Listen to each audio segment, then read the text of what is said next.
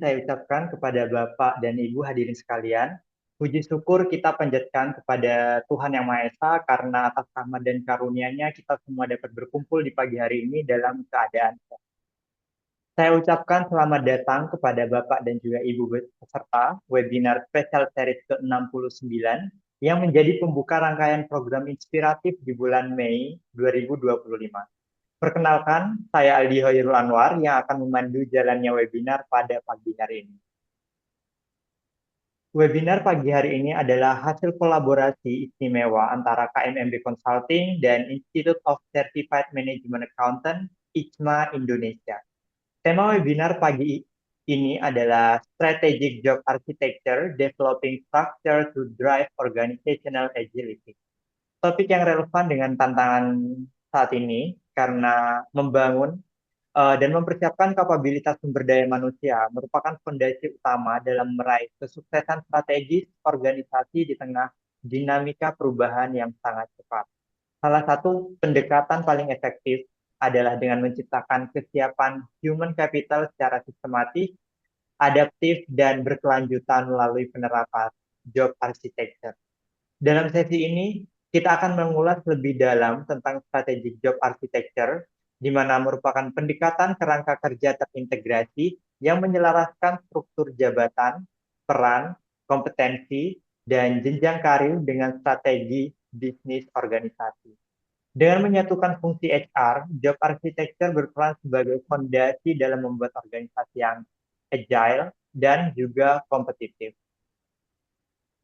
Sebelum memulai webinar spesial series ini, pertama-tama saya ingin memperkenalkan dan menyapa pembicara yang akan membagikan pengetahuan pada webinar kali ini.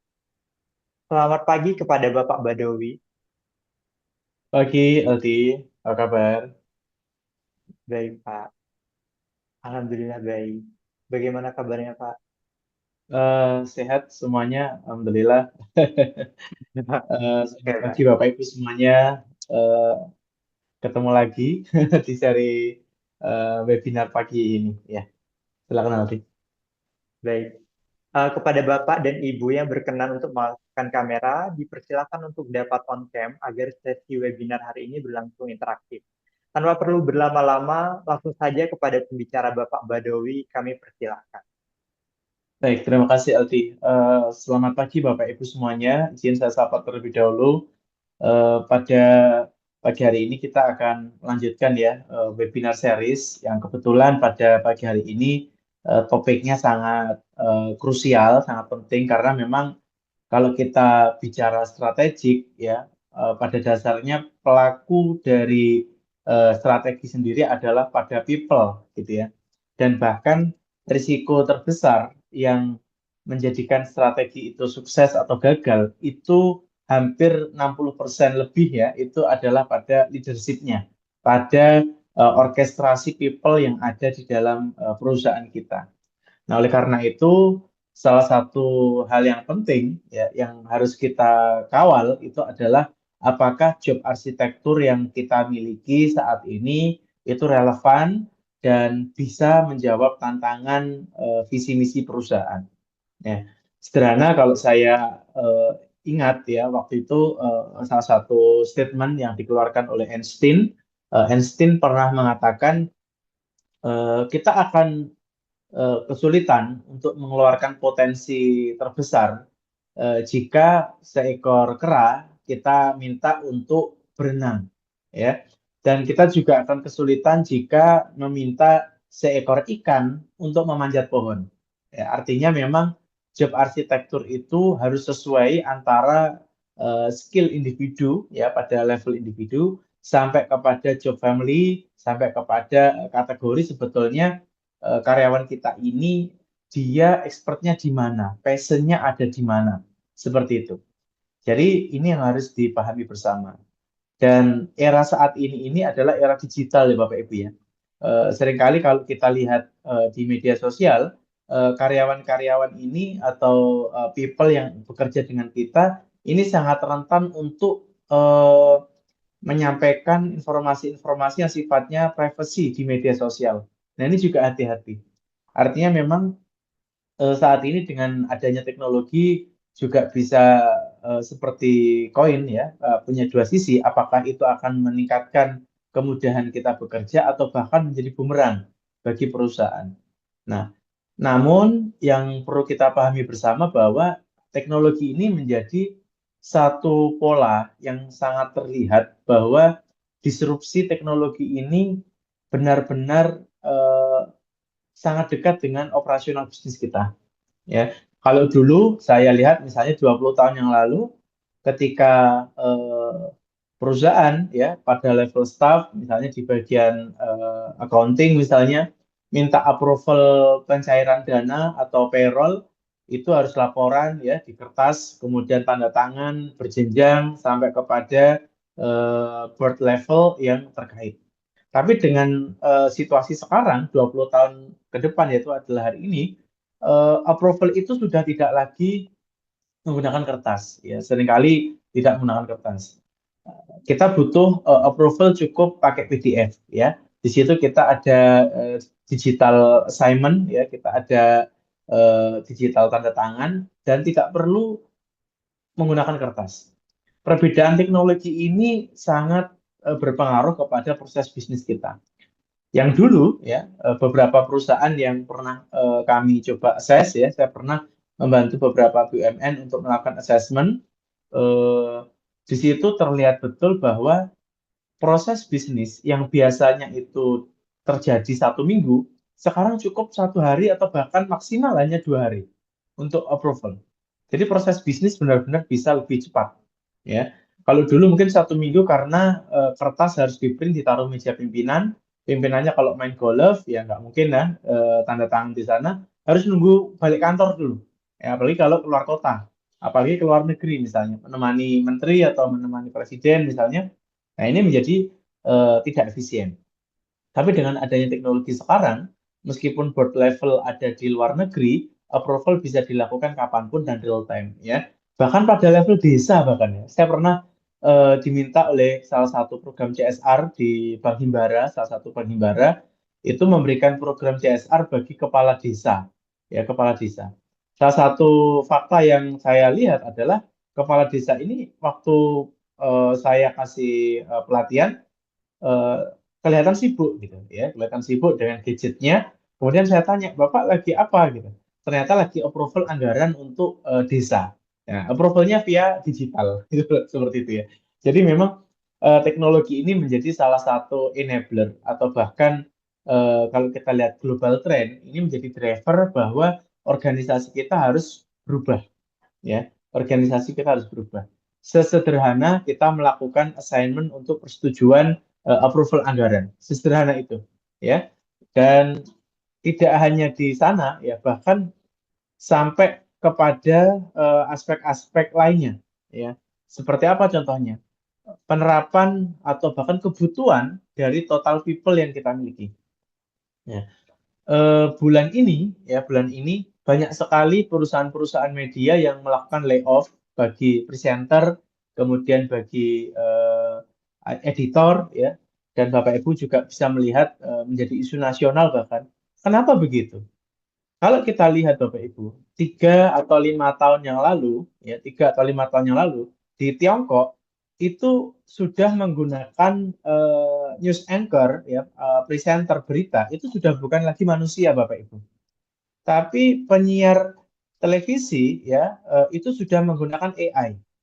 Ya, waktu itu saya lihat beberapa media nasional di Tiongkok kalau membaca berita atau menyampaikan misalnya tentang review pertandingan sepak bola misalnya, itu sudah bukan lagi manusia, tapi AI. Ya, nah ini tren AI ini sudah mulai bergerak ke Indonesia. Artinya apa? Kalau kita bicara perusahaan media, sudah tidak butuh lagi presenter berita yang banyak. Ya, kita tinggal memasukkan naskah, ya, kemudian kita memilih apakah news anchor-nya nanti perempuan atau laki-laki, gitu ya. Dengan angel apakah harus usia rentang berapa, kita bisa setting di AI dan itu sangat efisien bagi perusahaan. Artinya untuk masa depan, ya, job arsitektur ini tidak lagi tentang eh, berapa banyak people-nya, tapi adalah seberapa jauh perusahaan bisa memenuhi ekspektasi shareholder visi misi itu dengan biaya seefisien mungkin. Nah, salah satu drivernya adalah perkembangan teknologi yang ada saat ini. Sehingga struktur organisasi pun bisa kita setting lebih flat, ya, bisa sangat flat, sangat tipis ya, nggak perlu banyak struktur yang cukup panjang. Nah, ini adalah fenomena yang mau tidak mau harus kita terima, Bapak Ibu. Tergantung apakah kita bisa merespon dengan efektif sehingga organisasi bisa lebih agile, organisasi kita bisa memiliki resilient terhadap perubahan yang ada di market, ya, seperti itu. Oke, slide berikutnya bisa dibantu. Nah, dari data ini Bapak Ibu, kita sudah himpun dari beberapa report yang dikeluarkan oleh World Economic Forum untuk ke depan kira-kira eh, pasar kerja ini seperti apa. Dan ini senada dengan diskusi kita di awal ini bahwa peran teknologi, peran dari aspek digital ini berpengaruh paling dominan. Jadi sebesar 83% ya, yang mengharuskan semua organisasi harus merevisi struktur jabatan dan kompetensi inti agar lebih adaptif terhadap teknologi baru. Ya, kita tidak bisa mengelak Bapak Ibu, tidak bisa mengelak. Kalau dulu kita bicara let's say 20 tahun yang lalu, webinar seperti ini ya seminar atau lokakarya gitu ya. Kita duduk di satu aula, kita diskusi tatap muka. Tapi dengan adanya teknologi hari ini ya, itu terdisrupsi, ada Zoom. Maka persewaan ruang aula untuk acara seminar ini berkurang. Ya, ini akan menjadi berkurang. Bahkan kalau kita perhatikan di beberapa negara yang lain, eranya sudah sangat cepat sekali IT adoption itu merekonstruksi ulang proses bisnis. Salah satunya di rumah sakit, Bapak Ibu. Di rumah sakit di Tiongkok juga, kalau kita lihat beberapa kota di Tiongkok ini sangat-sangat maju karena ada teknologi 5G ya. Nah, 5G ini data percepatannya, data perpindahannya ini 100 kali lipat daripada 4G. Artinya eh, latensi problem tentang perpindahan data sudah hampir tidak ada. Ya, contohnya di rumah sakit. Jadi pasien yang mungkin harus dilakukan surgery, ya, operasi karena ada penyakit-penyakit menular misalnya, dan ini berbahaya bagi dokter, maka dokter melakukan operasi kepada pasien itu beda ruangan.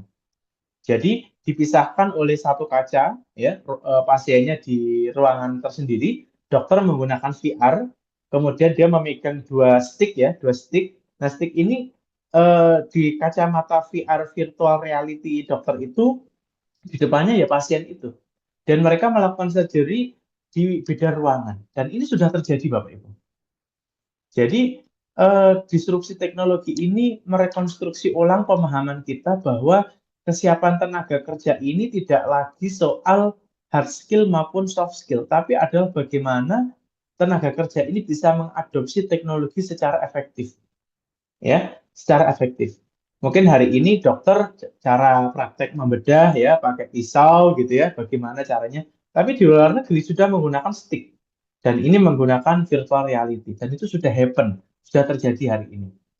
Maka eh, bagaimana kita bisa beradaptasi dengan perubahan dan efisiensi anggaran menjadi tantangan bagi kita, maka burgeoning digital access itu menjadi kunci.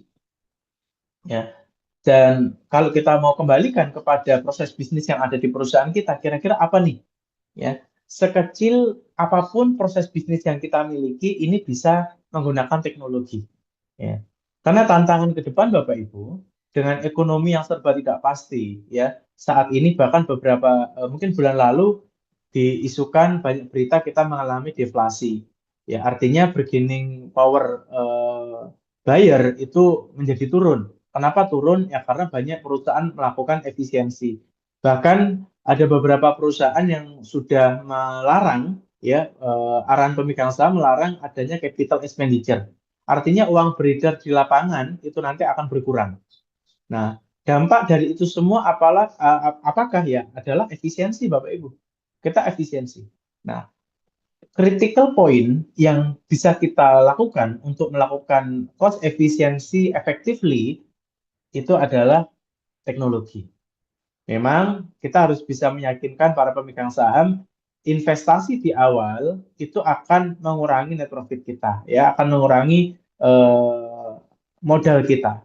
Tapi kita tidak bisa apa namanya beralasan karena teknologi hari ini tidak hanya harus kita beli, tapi bisa kita sewa.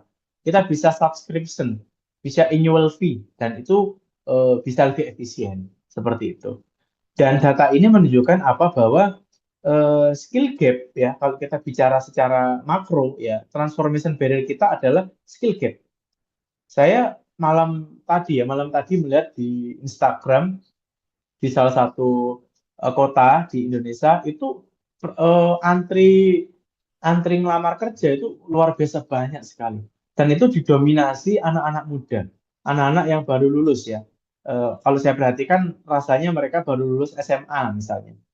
SMA mereka apply di pabrik ya tentunya blue collar ya eh, pegawai kasar misalnya. Dan ini menjadi fakta bahwa dalam waktu dekat dengan adanya teknologi ini pabrik-pabrik itu sudah akan dilakukan otomatisasi ya otomatisasi. Nah, ini juga menjadi PR bersama ya, menjadi PR bersama. Kalau dulu dalam satu komponen produk kita butuh 5 orang misalnya, sekarang hanya cukup 1 orang ya, semua terfasilitasi oleh teknologi. Saya waktu pulang kampung ya di desa dulu waktu kecil untuk mengerjakan satu petak sawah ini butuh orang yang mencangkul mungkin 5 orang, gitu ya, satu petak. Sekarang cukup 1 orang, Bapak Ibu, menggunakan traktor yang sekali jalan itu bisa langsung beberapa gerigi, beberapa mata cangkul ya, dan itu sangat efektif. Ya, percepatannya juga demikian. Biasanya satu petak butuh 2 hari, sekarang nggak sampai setengah hari sudah selesai. Kemudian beberapa petani kalau dulu kita harus apa melakukan penyemprotan ya kepada padi atau jagung biar pertumbuhannya bagus. Sekarang sudah pakai drone. Bayangkan Bapak Ibu. Dan ini petani-petani sudah bisa achieve biaya itu, gitu ya. Mereka menghitung kalau pakai people, pakai human labor berapa dan butuh berapa hari. Kalau pakai drone itu cukup nggak sampai sehari selesai. Nah, ini menjadi fenomena yang harus kita pahami. Posisi Bapak Ibu hari ini sebagai pemangku kepentingan di perusahaan, dari sisi policy, dari sisi investasi juga harus sudah mulai memikirkan hal itu. Biasanya kalau saya lihat pola Bapak Ibu, Indonesia ini mengikuti 3 sampai 5 tahun. Jadi kalau di luar negeri hari ini ada teknologi yang diutilize di dalam proses bisnis perusahaan, nunggu 3 tahun sampai 5 tahun ke depan Indonesia biasanya mengikuti. Ya, jadi kita harus sudah ready, gitu ya. Kita harus sudah ready. Oke, berikutnya slide-nya silakan. Nah, kita kembali ke konsep terlebih dahulu. Jadi kalau kita bicara job arsitek itu diawali dari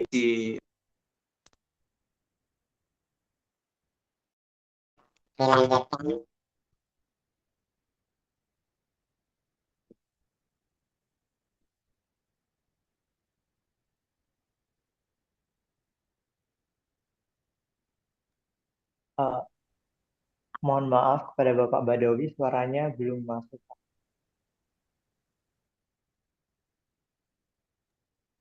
Belum.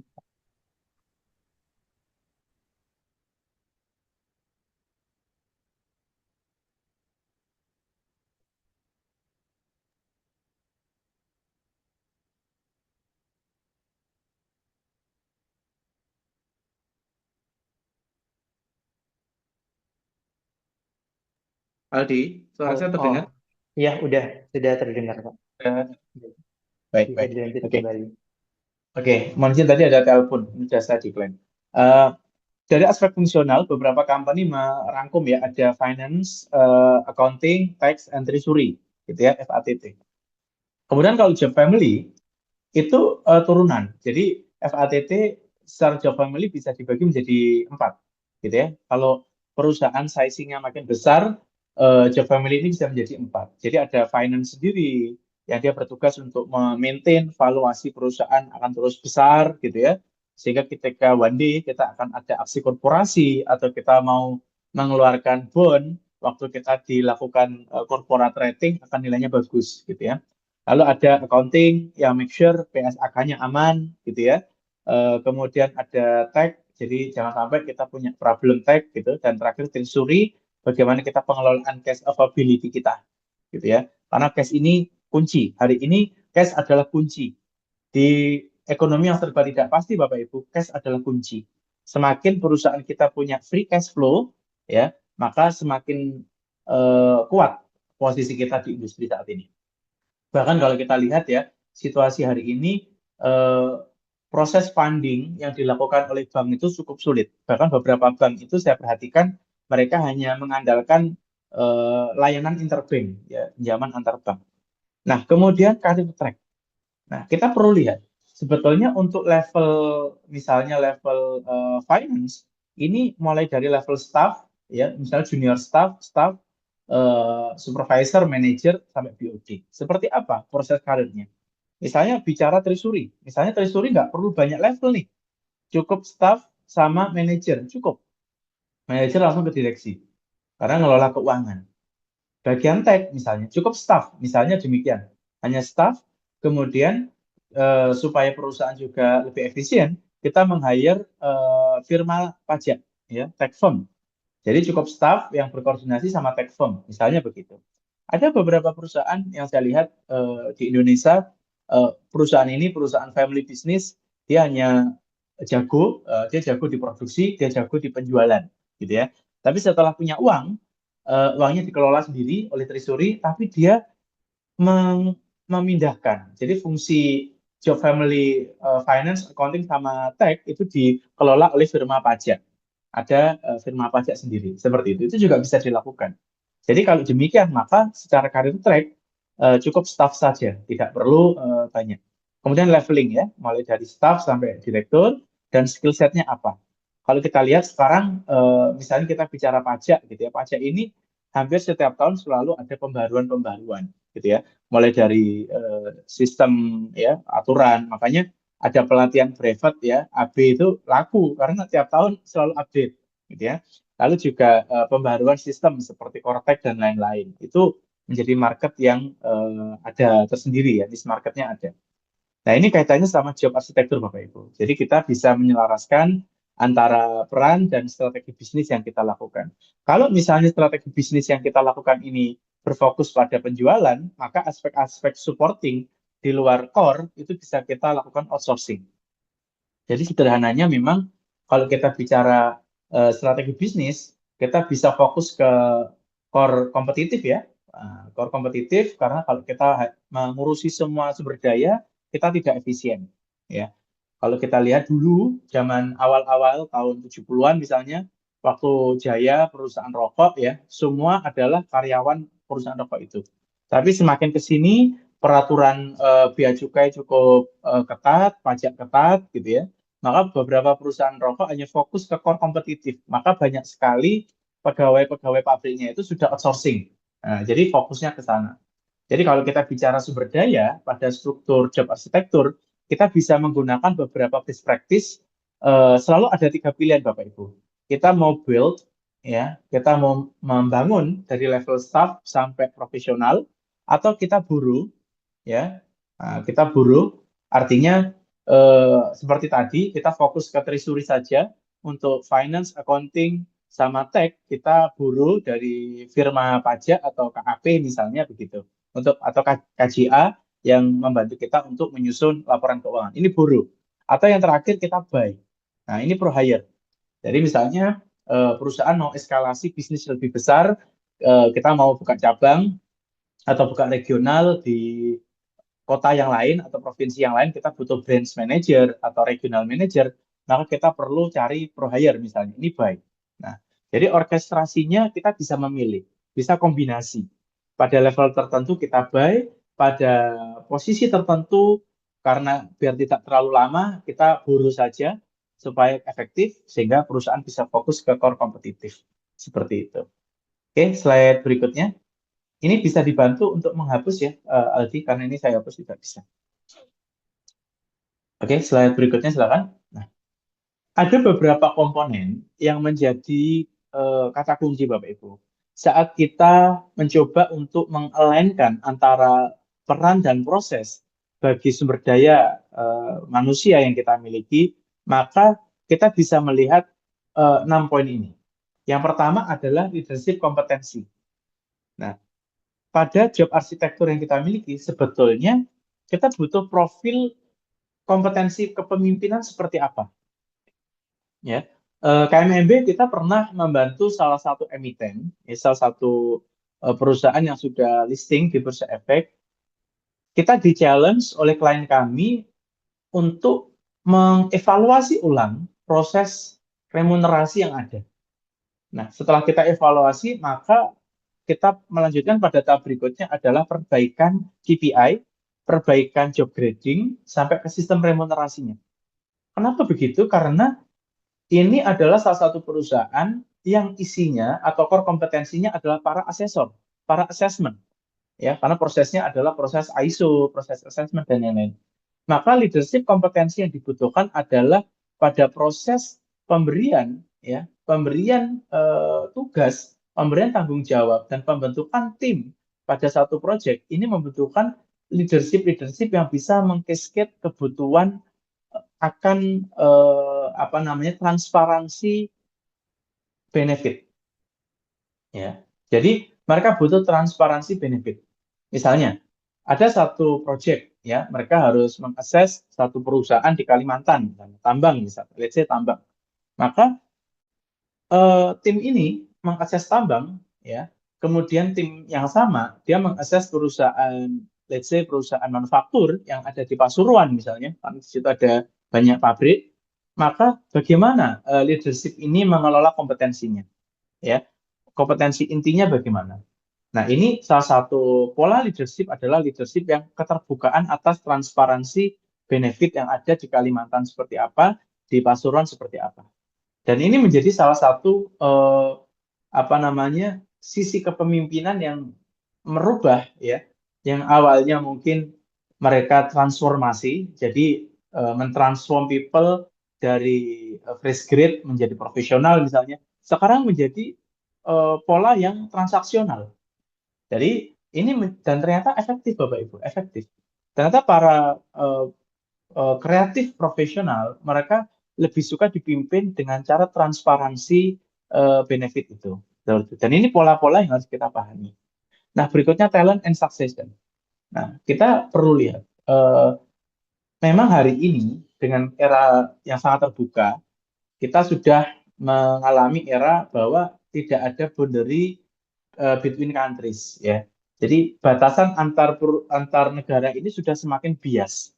Ya, kalau kita lihat di Jakarta di beberapa perusahaan teknologi ini banyak orang-orang India, banyak orang-orang dari luar negeri yang memang ahli di teknologi. Maka tren tentang global attract, ya, global attract ini menjadi dominan hari ini. Kalau kita bicara talent, ya, talent acquisition. Nah, yang kedua adalah suksesi. Nah, suksesi ini juga demikian. Ketika kita keliru dalam menempatkan orang pada tempat yang tidak sesuai dengan passion, itu juga berbahaya juga, Bapak Ibu. Ya, tapi kita juga bisa melihat, kita bisa men-challenge, ya, kita bisa men-challenge people yang kita lihat dia punya hidden potensial, punya hidden apa namanya skill yang itu bisa keluar ketika kita kasih mainan. Misalnya begitu. Maka ketika people-nya itu merasa belum mampu, tapi dari manajemen melihat sebetulnya dia punya hidden potensial, maka biasanya beberapa perusahaan yang kami bantu juga menggunakan pola namanya duk-dik-duk, gitu ya. Jadi duduk, dididik, gitu, dan duduk lagi. Nah, duk-dik-duk. Biasanya pada level GM juga menerapkan pola ini, Bapak Ibu. Jadi manajer, gitu ya, dia dipromosikan duduk sebagai GM, sebagai general manager. Setelah duduk selama 6 bulan, biasanya 6 bulan, ini kasus yang kami kelola, 6 bulan dididik. Nah, namanya adalah GMBP, jadi General Manager Development Program. Nah, selama 6 bulan, ketika hasil penilaiannya itu di atas threshold, maka posisi GM duduk lagi. Nah, dilanjutkan. Tapi ketika nilainya di bawah threshold, maka dia kembali ke posisi sebelumnya sebagai manajer, bukan GM. Seperti itu. Nah, ini untuk apa? Untuk talent and succession ini. Kita tidak bisa terlalu overconfident juga. Misalnya, talentnya percaya diri, kita bisa nih jadi GM. Manajemen juga melihat, oke, dia capable. Tapi jangan terlalu overconfident. Kita lihat dulu. Karena beda peran belum tentu fit. Ya, belum tentu fit. Dia memang fit untuk memimpin satu bidang kerja sebagai manajer, tapi belum tentu ketika naik jadi GM, mereka memahami tugasnya seperti apa. Seperti itu ya. Nah, berikutnya kompensasi. Ini penting. Ya. Kompensasi ini yang sering saya lihat adalah ada perbedaan antara eksternal ekspektasi dengan internal ekspektasi. Ya, kalau kita lihat misalnya salah satu report yang saya baca dari Harvard Business Review mempertemukan antara eksternal ekspektasi dan internal ekspektasi ini butuh seni tersendiri, Bapak Ibu. Ya, kami di KNMB juga melakukan rekrutmen. Kita ada fresh grade intake gitu ya, ada pro hire intake juga. Nah, eh, dengan pengalaman yang berbeda, mereka memiliki ekspektasi gaji yang kadang terbalik, gitu ya. Yang fresh grade punya ekspektasi cukup tinggi karena memang mereka graduate from reputable higher education yang bagus institusinya, ya. Tapi yang pro hire karena mereka bukan dari eh, kampus yang top tier, ya misalnya top 10 atau top 20 di Indonesia, dan dengan pengalaman yang 5 tahun, ternyata ekspektasinya bisa jauh di bawah yang fresh grade dari kampus baik tadi. Ya, kapan hari pernah rame juga di Twitter atau X gitu ya, salah satu alumni. Nah, dari sisi perusahaan bagaimana kita internal expectation? Kita membeli people, ya kalau kita tadi bicaranya buy misalnya. Yang kita buy ini siapa? Apakah ijazahnya atau yang kita buy ini orangnya yang bekerja? Nah, ini kita harus samakan internal expectation dan external expectation. Ini sangat penting, ya, sangat penting. Jangan sampai perusahaan juga rugi karena kita membeli ijazah misalnya, tapi itu tidak, it doesn't work, gitu ya. Atau kita membeli people dengan background kampus yang tidak reputable, tapi dia bisa bekerja, karena dia tahu weakness-nya dari kampus yang tidak reputable, tapi dia bisa bekerja keras untuk membuktikan bahwa dia memang bisa dihargai dengan baik. Nah, ini seni, ya, seni dalam mengelola people, Bapak Ibu. Nah, berikutnya learning campaign. Nah, ini penting juga.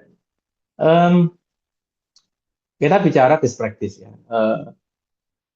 Seperti tadi, beberapa company, beberapa leader atau beberapa owner yang saya kenal, kita punya apa namanya meeting-meeting informal gitu ya, makan siang bareng itu cerita. Ada salah satu survei yang saya tanyakan adalah eh, kalau kita ingin memiliki ya karyawan yang loyal dalam jangka panjang dan mereka bisa berdedikasi kepada perusahaan kita, mereka lebih menekankan mencari orang yang biasa, kemudian diberikan learning, diberikan pendidikan, sehingga mereka merasa terempower oleh perusahaan, maka loyalitasnya akan meningkat.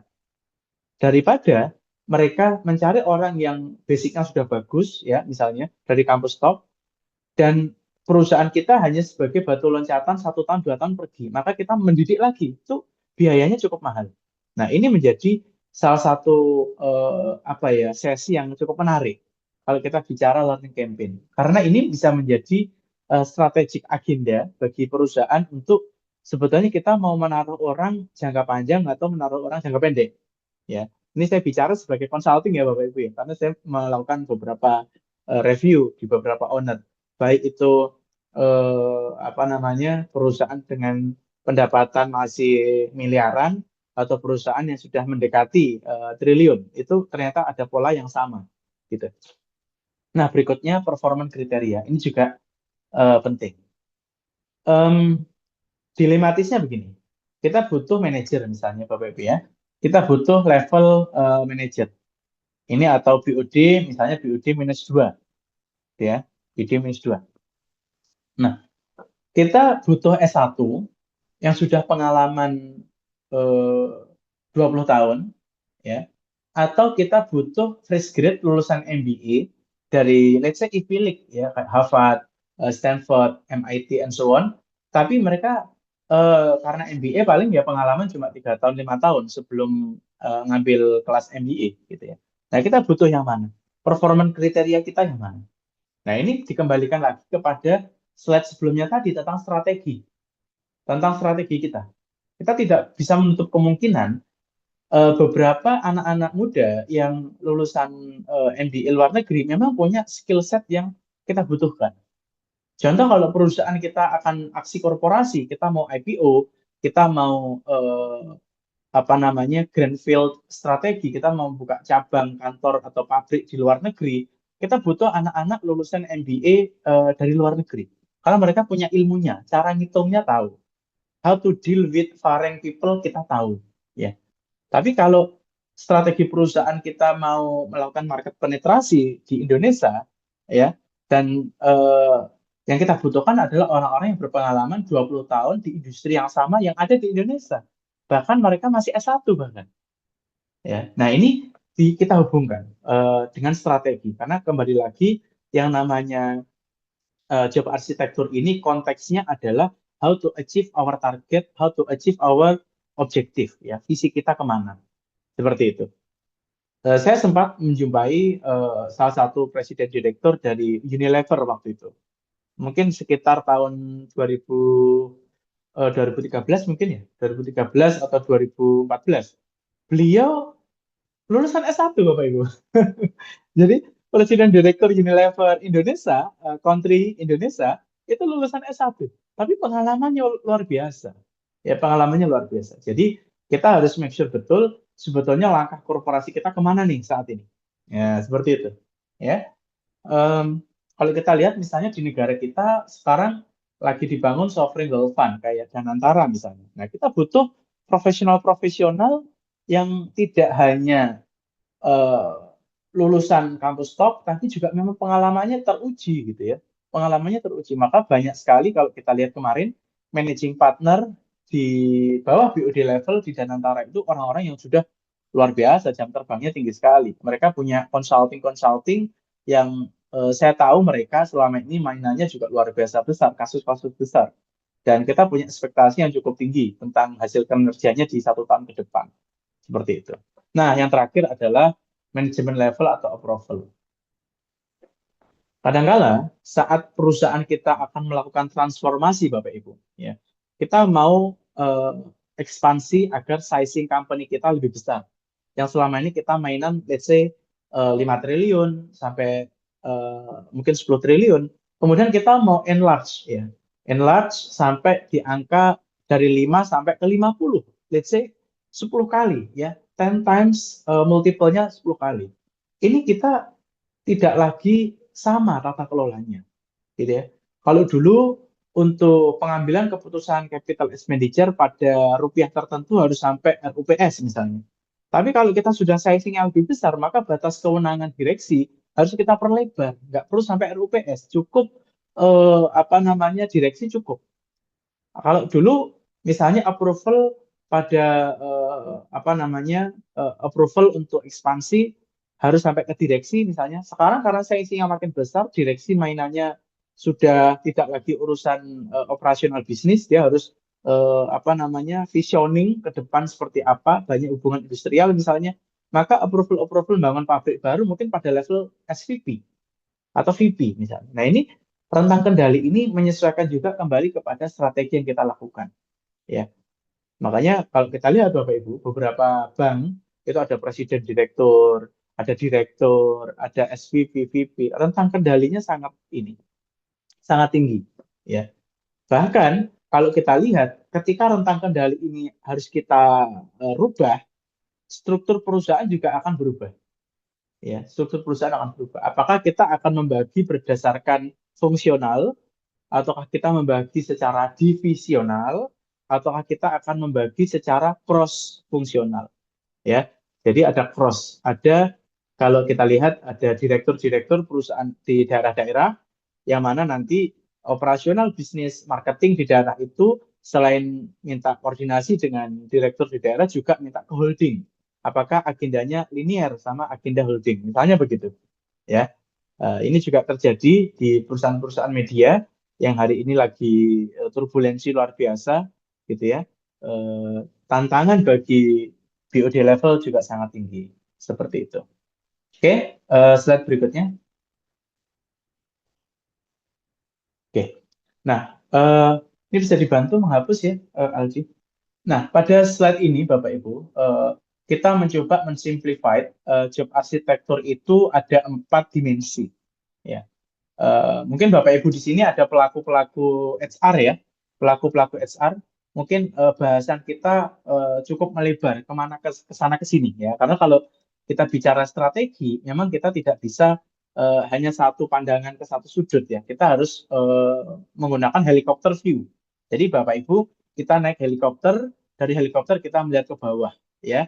Yang memang konteksnya hari ini adalah HR, tapi HR ini kalau kita pakai helikopter dari atas, maka yang kita lihat ya keuangan, ya arah perusahaan, seperti itu. Jadi ini lebih ke aspek strategis. Kembali kepada job arsitektur. Jadi pada job arsitektur ini, supaya perusahaan sukses untuk achieve target, achieve visi misi, maka ada 4 komponen yang harus kita perhatikan. Yang pertama adalah total reward, yang kedua adalah talent management, ketiga adalah learning and development, yang keempat adalah talent acquisition. Seperti diskusi kita sebelumnya, 4 komponen ini adalah bagian yang tidak bisa terpisahkan satu sama lain. Ya, tidak bisa terpisahkan satu sama lain. Contoh kasus, kita kalau mencari fresh grade ya Bapak Ibu, secara reward supposed to be itu adalah lebih murah, low cost untuk biaya gaji, remunerasi, ya. Secara talent akuisisi juga murah, ya. Tapi learning development ini mahal karena kita harus menyiapkan ya cost itu tidak hanya uang tapi juga waktu, tenaga, pikiran untuk menggrooming people ini akan profesional, ya. Kompetensinya juga kita bisa katakan low, masih low, belum punya experience apapun. Karir path-nya juga masih panjang.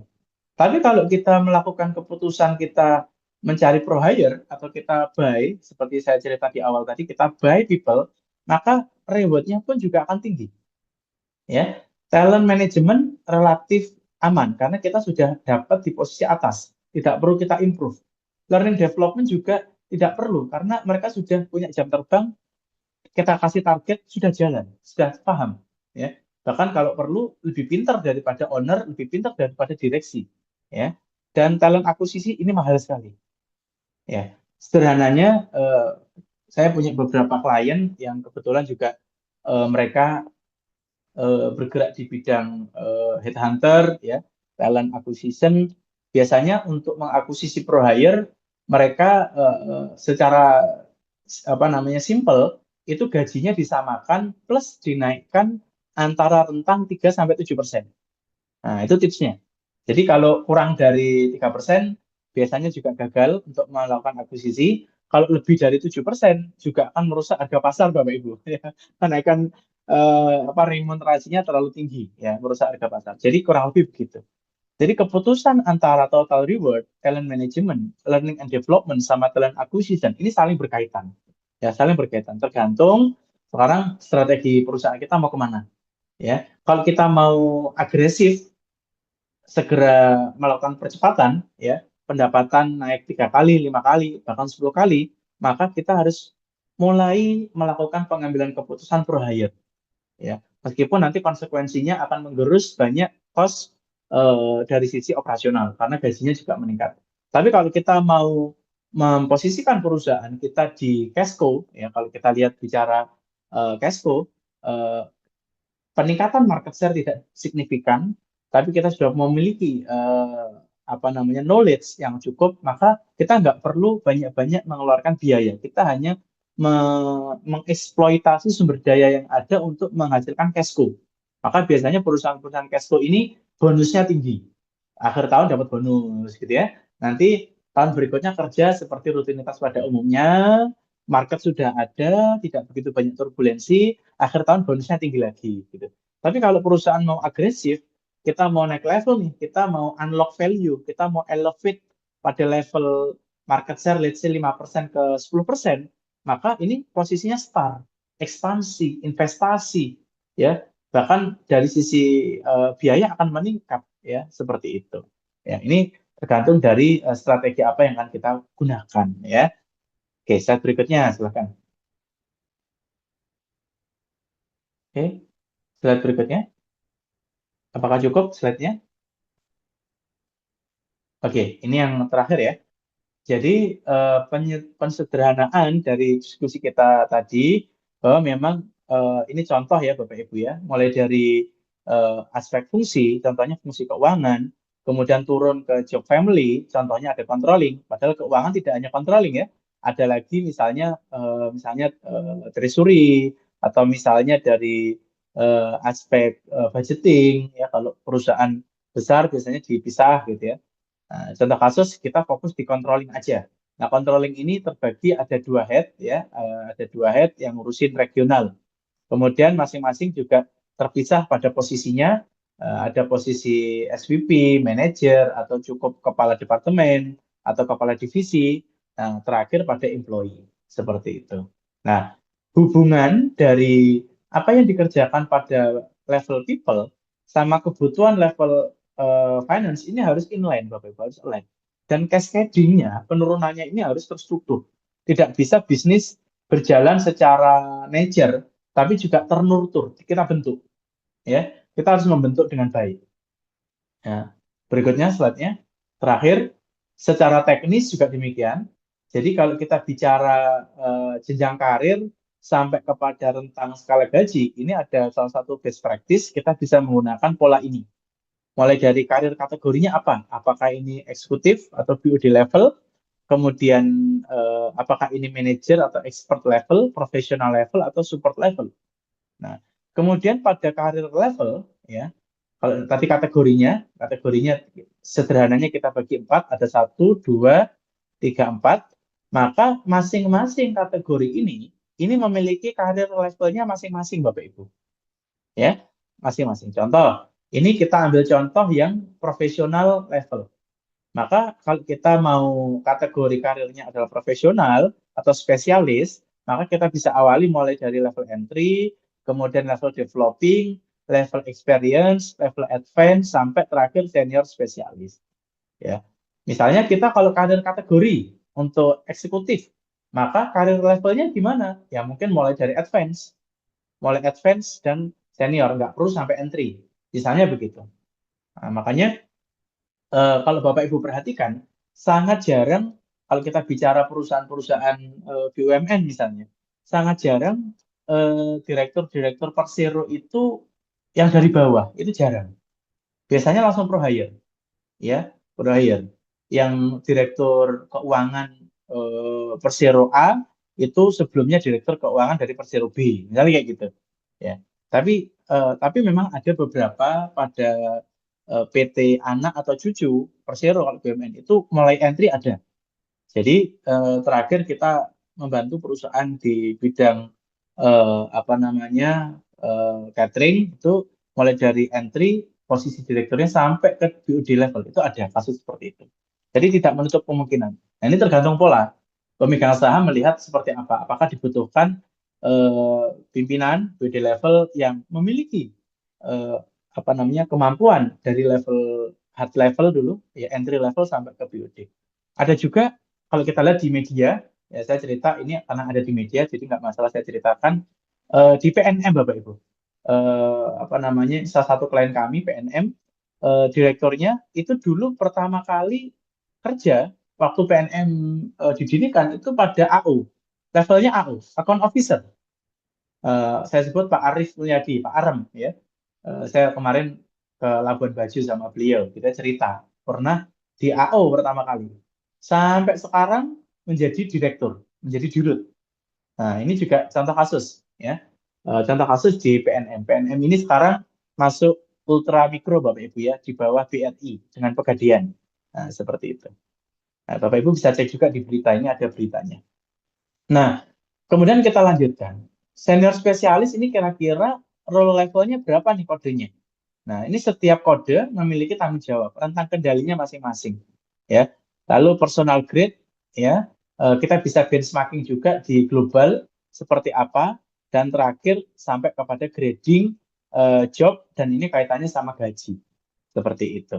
Oke, saya kira begitu materinya kita bisa diskusi Bapak Ibu. Mudah-mudahan nanti kita bisa saling sharing ya. Mungkin Bapak Ibu juga mau berbagi pengalaman praktek yang dilakukan selama ini seperti apa. Nanti kita bisa saling sharing-sharing. Saya kembalikan ke Aldi, silakan.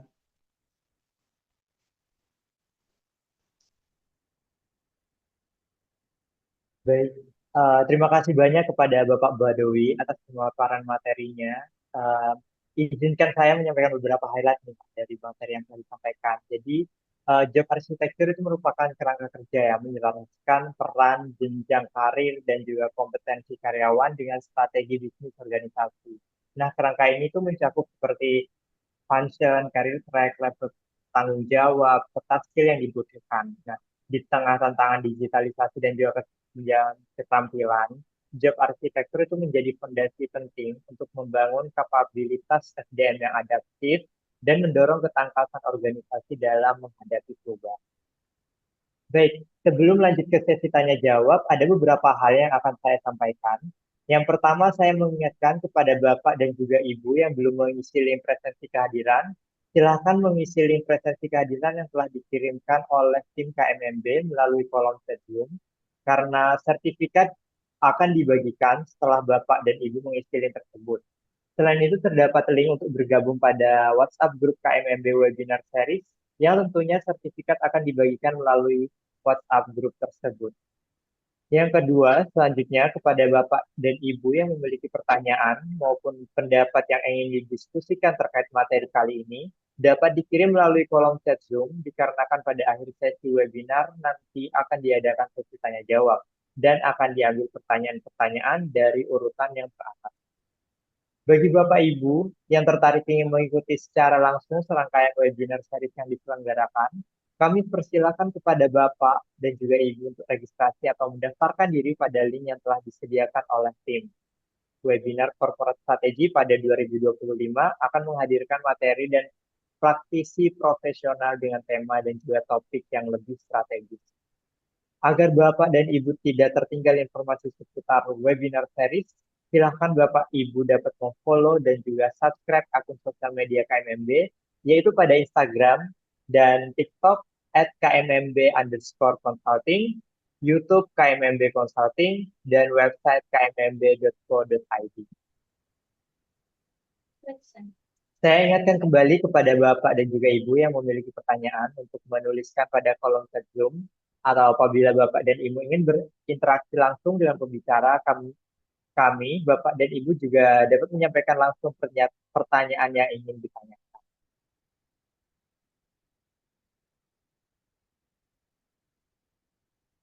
Baik, untuk sesi pertanyaan,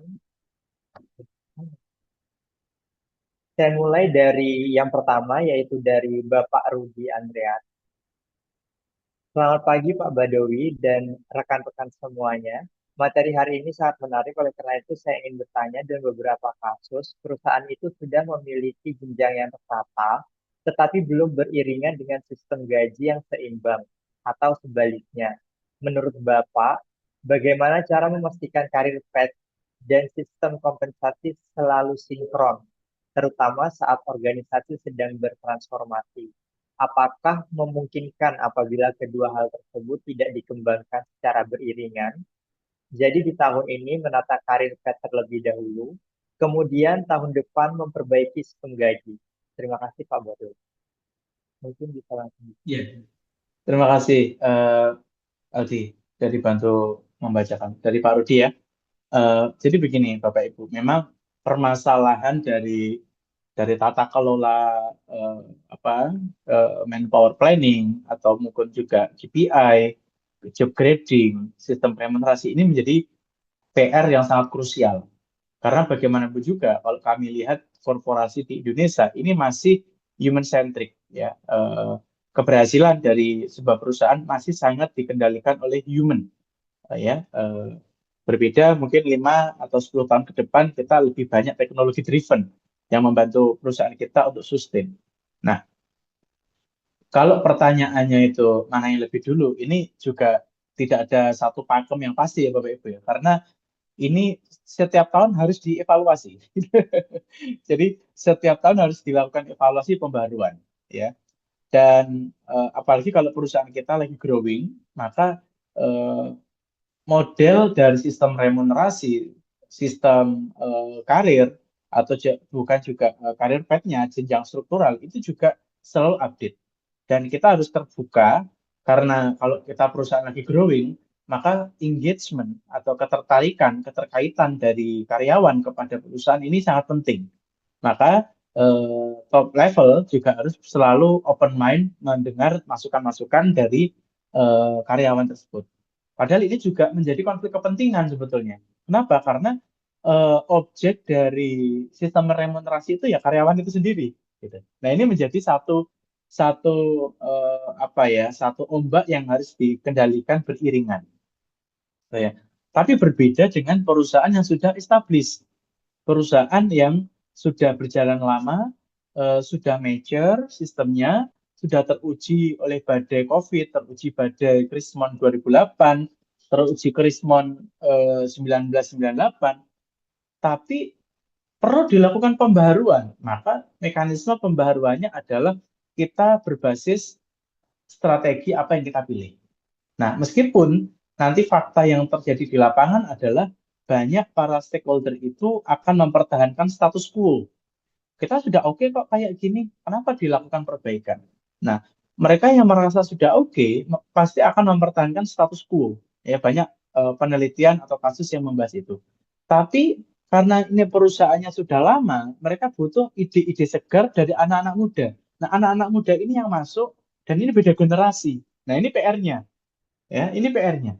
Kalau kita mempertahankan pola lama dengan status quo, ini memang akan disukai oleh stakeholder yang lama, tapi tidak disukai stakeholder yang baru.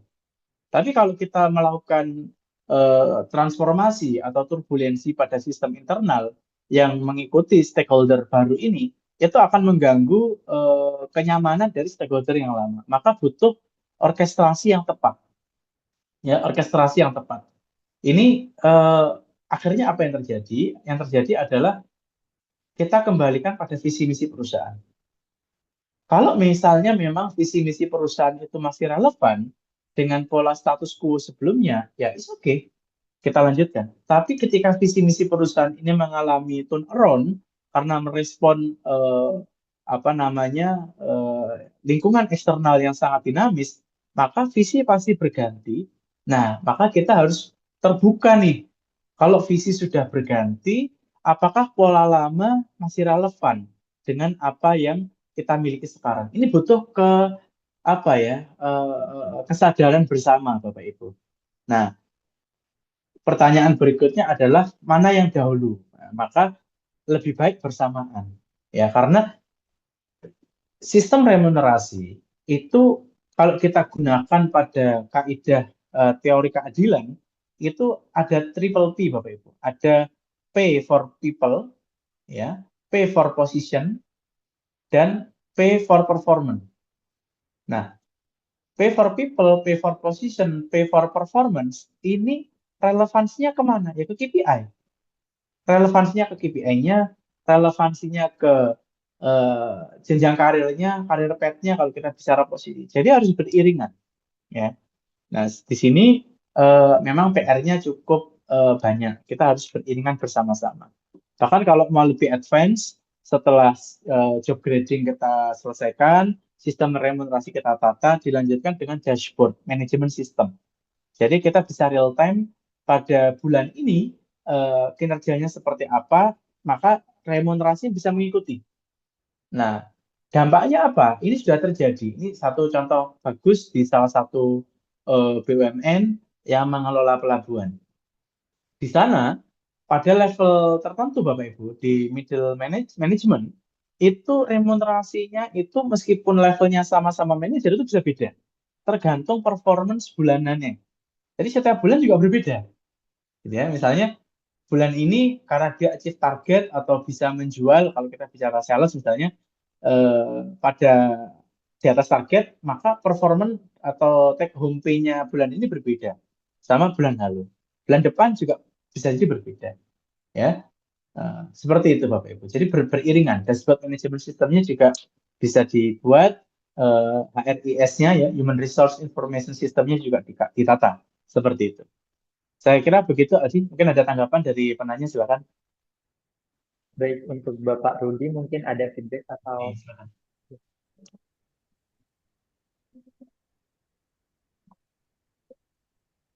baik, baik, terima kasih Bapak Rudi. Eh, untuk pertanyaan selanjutnya, yaitu dari Bapak Ferdiansa, eh, bagaimana cara mengatasi permasalahan bila perusahaan lebih menyukai membangun atau nge-build karyawan dari bawah, namun setelah 3 sampai 5 tahun, karyawan tersebut banyak yang resign. Seperti itu, Bapak. Silakan Iya, dijawab. iya. Jadi begini, Bapak Ibu. Saya yakin, saya lihat ya, Bapak Ibu di sini mungkin berbeda generasi dengan anak-anak yang baru lulus, gitu ya. Eh, Ekspektasi Bapak Ibu dalam mengambil keputusan adalah ekspektasi yang menyamakan anak yang baru lulus ini dengan Bapak Ibu dulu ketika lulus, gitu ya. Padahal mungkin Bapak Ibu yang sudah mengambil keputusan di sini lulus cukup lama, gitu ya. Beda generasi. Memang zaman dulu, kalau kita lihat zaman kelahiran ya, kelahiran tahun 70 atau kelahiran tahun 80, mereka lebih cenderung loyal kepada tempat kerja. Jadi ketika diberi pelatihan, mereka menganggap itu sebuah berkah, kemudian mereka akan loyal kepada perusahaan itu sampai pensiun.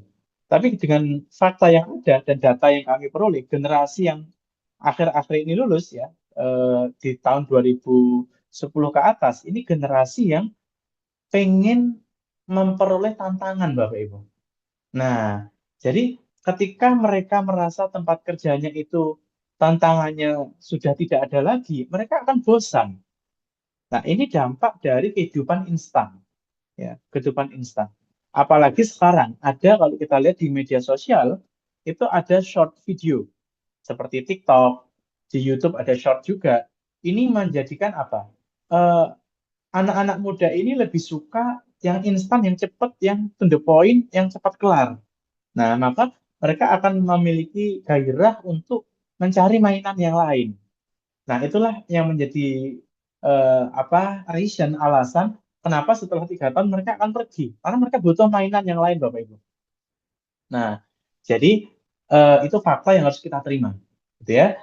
Nah, pertanyaannya adalah bagaimana kita memaintain, ya. Kita nggak mau rugi kan perusahaan, sudah kita kasih pelatihan mahal-mahal, kita sudah kasih iklim kerja yang bagus, tetap pergi. Nah, kalau hipotesis yang kita sampaikan adalah tantangan yang selalu berubah, maka kita harus bisa men-challenge, Bapak Ibu. Kita harus bisa men-challenge karyawan kita dengan sesuatu hal yang refresh, ya, memberikan mainan yang selalu memacu adrenalin mereka, sehingga mereka merasa bahwa tempat kerjanya ini memang menantang seperti itu. Jadi pendekatannya memang sangat-sangat berbeda. Nah, memang ini satu contoh kasus yang saya tangkap dan saya ceritakan. Tapi kalau Bapak Ibu eh, lihat ya, harus melakukan riset tersendiri ya kepada karyawan kenapa mereka turnover atau pindah kerja di 3 tahun atau 5 tahun. Apakah ada alasan lain? Ya, apakah alasannya melulu soal kompensasi misalnya, ataukah mereka punya ekspektasi sebetulnya ada bonus misalnya, ataukah mereka punya ekspektasi sebetulnya passion mereka nggak di situ? Nah, ini harus dikenali Bapak Ibu, harus dikenali ya.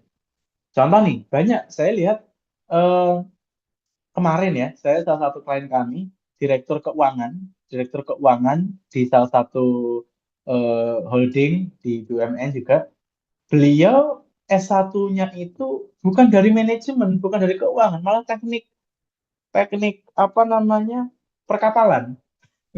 Jadi S1-nya teknik perkapalan, terus bekerja, selama bekerja itu ternyata passionnya di keuangan, akhirnya ngambil S2-nya Magister Management in Finance. Seperti itu. Jadi proses perjalanan karir itu kadangkala menjadikan sebetulnya jati dirinya itu siapa. Kita harus bisa merespon itu.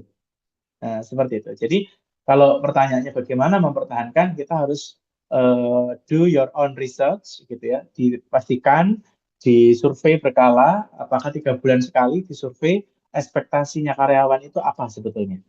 Ya, seperti itu. Bahkan anak-anak muda itu butuh ruang psikologis ya, ruang refresh.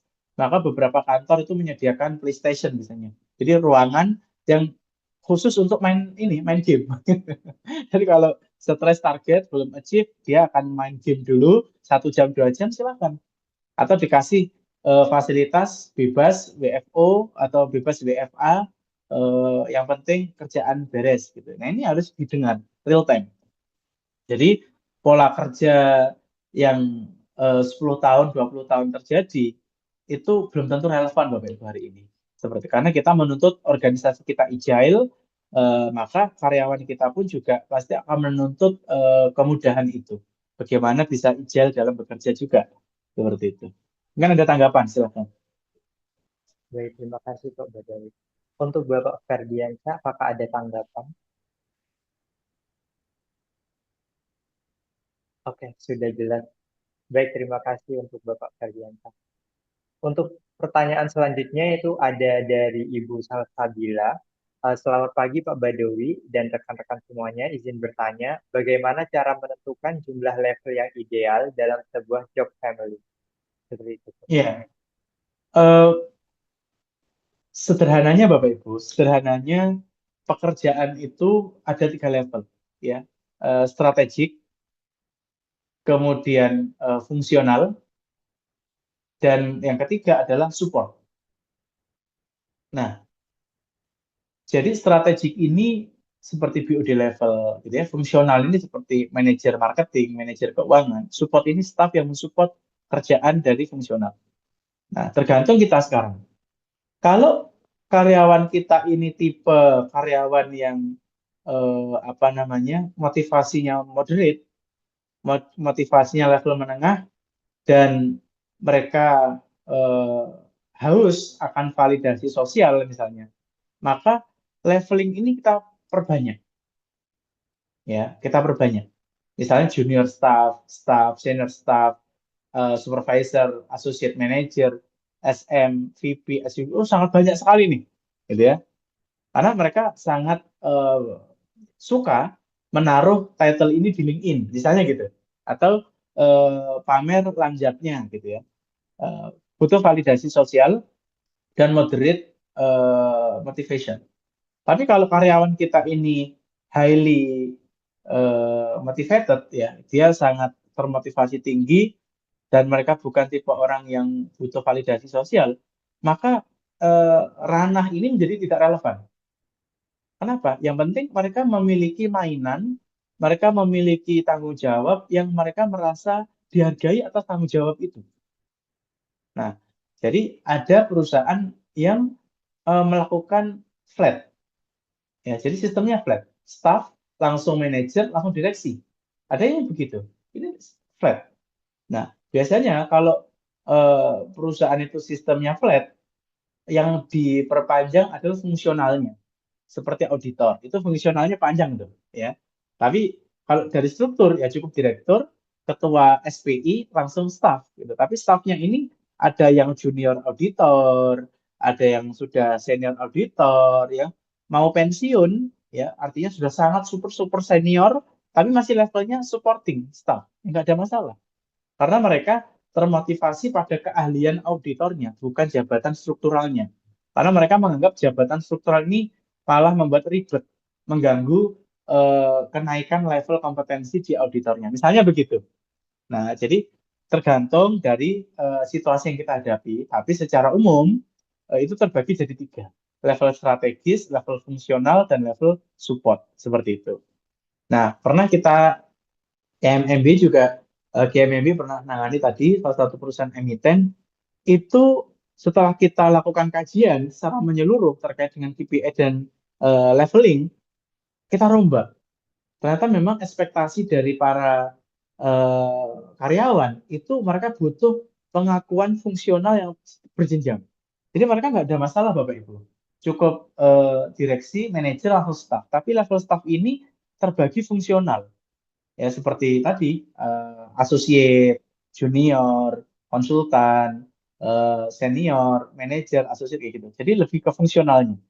Ini salah satu emiten yang pernah kami tangani begitu. Saya kira begitu. Mungkin ada tanggapan, silakan saya kembalikan ke Aldi.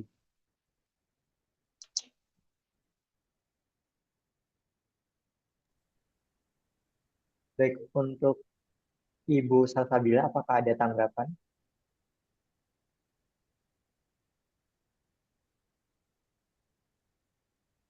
Baik, jika tidak ada, akan saya lanjutkan untuk pertanyaan ketiga. Pertanyaan selanjutnya itu dari Ibu Nur Aini. Mungkin singkat saja ya Pak ya, soalnya ini sebelumnya udah sempat dibahas juga. Dari materi Bapak yang saya ingin bertanya, di tengah tuntutan agility dan perubahan peran yang cepat, bagaimana sebaiknya proses evaluasi jenjang karir dilakukan? Apakah cukup tahunan atau perlu ada sistem review berkala yang lebih fleksibel? Seperti itu, Pak. Begini, jadi saya bicara best practice aja Bapak Ibu. Jadi review itu sangat sensitif, ya, sangat sensitif karena ini kaitannya sama dignity seseorang, dignity seseorang. Nah, maka karena ini bicaranya adalah dignity, apa namanya, martabat karyawan kita, maka kita dalam sebelum melakukan review atau updating, kita tentukan dulu aturan mainnya yang jelas. Nah, aturan main yang jelas. Artinya apakah kenaikan itu berdasarkan target? Ketika mereka achieve target, maka mereka akan elevate next position, ataukah itu berbasis lama kerja? Ya, saya sering tuh mendengar ini dalam waktu dekat ini ada beberapa RUPS ya di emiten-emiten yang kebetulan salah satu kandidat di direktur karena ada pergantian direktur itu adalah kawan saya. Nah, eh, kawan saya ini belum lama join di perusahaan itu, tapi sudah dapat promosi sangat cepat. Kenapa? Performanya bagus sekali. Performanya sangat bagus sekali. Kalau pimpinan atau owner mentarget 5, dia bisa 20. Maka dengan percepatan itu pemegang saham atau owner juga melihat, oh kita butuh nih skill skill anak ini nih. Akhirnya dikasih mainan yang lebih tinggi lagi. Dalam 1 tahun dia mengalami 2 kali kenaikan. Ternyata achieve lagi, dikasih target naik 20 menjadi 50. Akhirnya finally ini tahun ketiga akan jadi dipromosikan di BUD level. Masih sangat muda dan masih bekerja kurang dari 5 tahun. Ya, tapi kalau kita lihat yang lain, ada orang-orang, mohon maaf, sudah usia mau pensiun, tapi hanya stuck di level SVP, supervisor. Kenapa? Ya karena ketika dikasih target 5, ya achieve-nya ya 4,5 atau 5,5, seperti itu. Tidak ada gairah untuk 2 kali lipat, 3 kali lipat. Gitu. Padahal kalau kita bicara kepentingan owner, ya pasti dia butuh yang percepatan tadi, kan begitu. Nah, maka ini memang agak sensitif, ya. Ada apa namanya jealous, ada apa namanya kenapa kok tidak, kalau orang umum biasanya ada istilah urut kacang gitu ya. Jadi kayak kacang itu kan berurutan nih antar biji nih. Nah, kenapa kok ini malah jump up gitu ya, melewati? Karena memang achievementnya clear. Nah, ini harus dipahami aturan main sejak awal. Apakah perusahaan lebih menghargai lama bekerja, ataukah perusahaan lebih menghargai capaian achieve target? Ya, ataukah karyawan lebih menghargai aspek-aspek yang lain? Ya, kita nggak pernah tahu nih apa prioritasnya. Ya, maka komunikasi itu harus jelas di awal, gitu ya, harus jelas di awal. Dan aturan main harus jelas di awal juga. Nah, terserah nanti kalau aturan mainnya sudah jelas, even kita lakukan annually atau per semester, ya itu tidak ada masalah bagi kita. Karena aturannya sudah jelas di awal. Dan tidak ada satu pakem yang harus 3 tahun sekali, 1 tahun sekali, nggak ada yang pakem Bapak Ibu. Tadi ada fakta yang demikian. Jadi memang kasus hari ini perusahaan dituntut untuk agile. Eh, Misalnya nih ada perusahaan pupuk ya, pupuk ini bahan bakunya kebanyakan dari Rusia nih. Nah, Rusia Ukraina lagi chaos kapan hari, maka pasti berdampak kepada agility perusahaan. Maka ya perubahan itu akan sangat cepat untuk dilakukan. Sekarang apalagi India dan Pakistan lagi hangat ya isunya ya. eh, Pasti yang terdampak apa? Salah satu sektor yang paling Indonesia disupport sama India adalah kain, ya, konveksi. Distribusi benang, kain, tekstil sampai ke pakaian nanti pasti akan terdisrupsi. Maka kita butuh orang seperti apa nih untuk merespon situasinya? Apakah lama bekerja, pengalaman itu menunjukkan poin penting, ataukah achieve targetnya, atau pengalaman sebelumnya di tempat lain, maka kita harus buy, kita pro hire seperti itu. Oke, saya kira begitu, Aldi. Baik, Pak. Mungkin dari Bu Nur Aini, apakah ada feedback? Baik, jika tidak ada, akan saya lanjutkan ke pertanyaan terakhir mungkin Bapak. Dari Ibu Iya. Aina Sopana, mungkin Pak Badawi mohon izin sharing bagaimana memperkecil ketidaknyamanan di tempat kerja, khususnya sebagai pimpinan, menghindari rasa jealous antar karyawan, Pak. Gitu. Ya, terima kasih Bu Ana. Ini kolega saya ya di Siap. CME. Terima kasih, Pak. Barusan kejawab Pagi, tadi Bu Ana. sebenarnya, tapi nyambung sharing aja pengalaman pimpinan. Siap, siap. Silakan Bu Ana. Silakan, silakan. Ya itu tadi, Pak. Sebenarnya kadang kita jadi pimpinan itu kan karyawan kita ngajak si A, dia jealous dan lain sebagainya kan. Sharingnya Iya. Bapak seperti apa, Pak, di kantor? Baik, baik. Iya. Mungkin sebelum saya sharing juga ya, Bu Ana, terkait dengan best practice yang kami temui juga di beberapa klien, saya ingin kembali ke ini. Ada satu tulisan dari Harvard Business Review, dia menulis ternyata ada perbedaan antara ekspektasi eksternal, artinya itu para karyawan kita, dan ekspektasi internal dari tim yang melakukan decision making. Maka untuk menengahi antara external expectation sama internal expectation itu butuh aturan main yang jelas. Nah, Iya. jadi kita memiliki basic asumsi yang sama nih. Kalau misalnya bagian HR atau pimpinan mengajak si A misalnya, maka si B nggak perlu jelas karena aturannya ini kerjaannya si A nih misalnya. Atau misalnya kenapa kok si B dapat bonus lebih banyak nih daripada si A? Karena memang aturannya clear. Ini kalau dia achieve ya dapatnya segini, kalau nggak achieve ya segini, clear gitu. Meskipun sama-sama eh, apa durasi kerjanya sama gitu ya, sama-sama 5 tahun atau sama-sama 10 tahun. Tapi kalau achievement-nya beda ya harusnya beda. Saya kira untuk memenuhi apa namanya perbedaan itu biar nggak jelas ya kita punya asumsi basic yang sama dan itu dikomunikasikan secara efektif. Begitu, Bu Ana. Ya, Pak. Terima kasih. Ya itu biasalah Sama-sama. anak buah saling jealous ya, Pak ya. Betul. Nah, Oke. akhirnya beberapa praktik itu dilakukan ada sesi apa namanya tea time atau Ya, ya. sesi-sesi kalau di apa beberapa perusahaan itu mereka melakukan monthly webinar itu Ya. untuk menyamakan persepsi. Karena kadangkala sudah disampaikan secara SK, sudah disampaikan pada forum-forum meeting pimpinan, tapi nggak sampai ke anak buah yang paling bawah. Nah, jadi kalau saya lihat beberapa BUMN itu juga ada sesi semacam monthly webinar supaya apa? Menggali ulang, menyampaikan ulang, dan kita punya asumsi yang sama. Finally apa? Waktu dilakukan aksi korporasi, hampir tidak ada gejolak dari SDM. Ini contoh praktek yang bagus nih.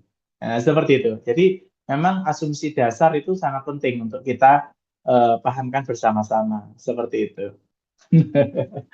Siap, terima kasih Oke. Bapak sharingnya. Sama-sama. Oke, saya Baik, kembalikan ke moderator. baik. Untuk Ibu Ana mungkin apakah ada yang mau dicari lagi atau udah cukup? Sampun Mas, sudah jelas. Oke, Ini baik. curhat sebenarnya. Iya, Bu. Siap. Baik Ibu Ana, terima.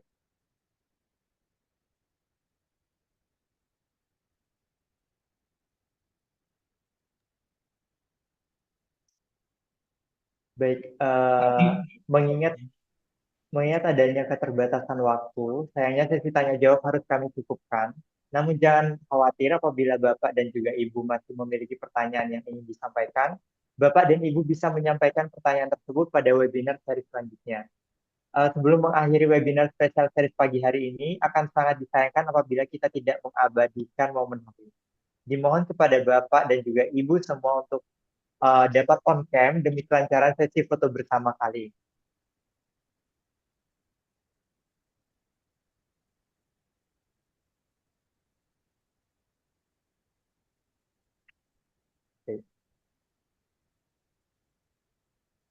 Oke.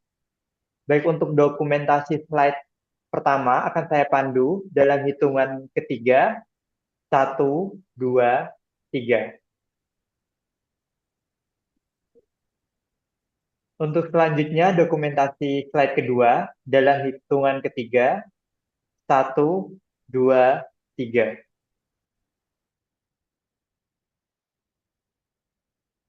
Untuk slide ketiga, dalam hitungan ketiga, 1, 2, 3. Agar tidak ketinggalan, Bapak dan Ibu bisa segera mendaftarkan diri atau registrasi pada link yang telah dikirimkan oleh tim kami. Atau Bapak dan juga Ibu dapat mengunjungi laman sosial media kami. Sekali lagi kami ingatkan kepada Bapak dan juga Ibu untuk mengisi link absensi kehadiran. Dikarenakan sertifikat akan dibagikan setelah Bapak dan juga Ibu mengisi link absensi tersebut. Dan terdapat link untuk bergabung pada WhatsApp Group KMMB Webinar Series, yang tentunya sertifikat akan dibagikan melalui WhatsApp Group tersebut. Terima kasih kepada tim yang bertugas, dan saya ucapkan terima kasih kepada Bapak Badawi karena telah berkenan untuk menyampaikan materi dan berdiskusi pada webinar kali ini. Dan terima kasih pula kepada Bapak dan juga Ibu yang telah mengikuti webinar kami dari awal hingga akhir. Semoga dari ilmu yang telah disampaikan dapat bermanfaat untuk Bapak dan Ibu sekalian. Saya Aldi Hoyrul Anwar, selaku moderator pada webinar series kali ini. Pamit undur diri dan mohon maaf jika ada kesalahan dalam penyusunan kata. Sampai jumpa pada webinar series selanjutnya.